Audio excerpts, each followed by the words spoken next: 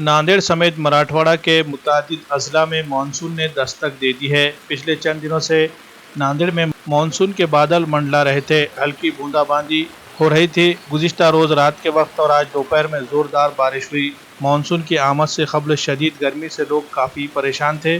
दर्जे हरारत 42 डिग्री पार कर गया था। हर साल जून के पहले हफ्ते में ही मानसून की बारिश का आगाज हो जाता है, लेकिन इस मरतबा 3 हफ्तों की ताखिर से मानसून की आमद हुई है।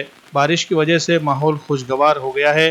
शदीद गर्मी से परेशान हाल लोगों ने राहत की सांस ली है और किसानों में भी काश्तकारी को लेकर उम्मीदें जागने लगी है। बारिश का आगाज होते ही सब्जी और तरकारियों के दाम, जो इन दिनों आसमान से बातें कर रहे हैं, कम होने की उम्मीद भी की जा रही है। अच्छी बारिश होते ही सब्जी तरकारी की पैदावार में इजाफा हो जाता है। नतीजे में कीमतें भी कम होने लगती है।